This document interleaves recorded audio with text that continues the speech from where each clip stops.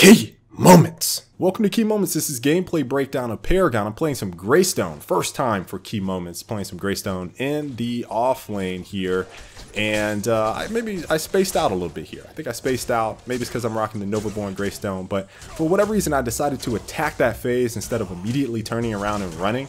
No minions near me. It was just basically a free kill for them. And I thought to myself, why did I do that? I don't know. I don't know why I did that. A little bit later here, I wanted to show Energy Lance coming out from phase. It's that far, basically CC from phase. You see she's going to try to set it up. I immediately use Assault the Gates. Any elusive ability that you kind of use to bait that out and then get away, I think that's great because it has a, what's it, like a 10-second cooldown, 12-second cooldown. So it can kind of set up some good things. I did it again here. Jumped toward them with Assault the Gates, bait out that Energy Lance, and then ran back by my core, got behind the core while my teammates rotated over. And they rotated because we took out their tier 1, and basically they wanted to get Raptors on their side. So if you guys look at Raptors right now on the mini-map, there's a lot of action going down. As a Greystone, or as an offlaner in general, one of the things that is so crucial is your ability to put a lot of pressure on the map. Greystone is great at this when the rest of the team is somewhere else. So I end up putting a heck of a lot of pressure on their tier 2, pushed all the way up, got that down to about half. And if you look at the rest of the map, we're taking down their tier 1 mid, we're taking down their tier 1 in their safe lane. And as a result of me putting pressure on that tier 2, I pulled 3 of their team all on me to save that tier 2 from going down.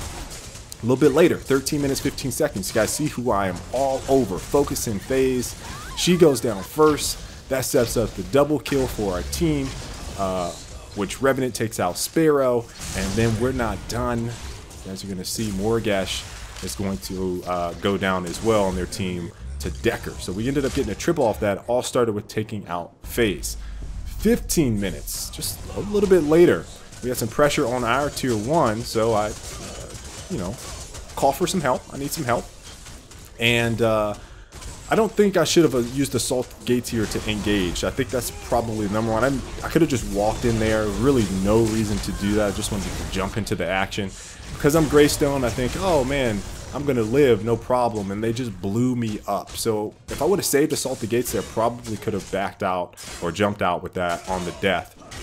Here, this is just a long fight. I'm pushing this Feng Mao towards my minions, and then I stop and start circling around the minions, so the minions start focusing him and dealing additional damage. You guys see, now we're about even in health, and then I have an extra life. So he wants to keep on engaging. I'm fine with that, but more than likely, he's going to run, which he does. 23 minutes. This is the first major engagement. This is at the Orb Prime.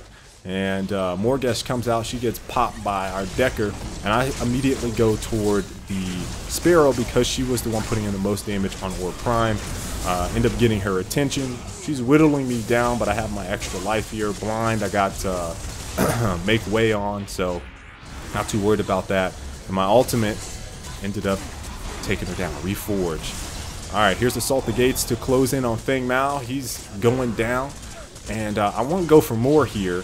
So I get in front of this Morgash, kind of get a body block going on, and we were able to get a clean wipe. And then our teammates attacked Orb Prime. I stayed on mid, take down their tier 2, and then I start running because I don't have Reforge anymore because of that big huge team fight. But all in all, that worked out well. Now I went back to base, our team grouped, and now we're going for the kill here for the jugular. Focus in phase, she put out first. Now it's on to their carry, and we don't care. We got all the heals in the world, so we got 3 out. Now I'm back on to the inhibitor, and you guys see it again. This is all set up by focusing phase first.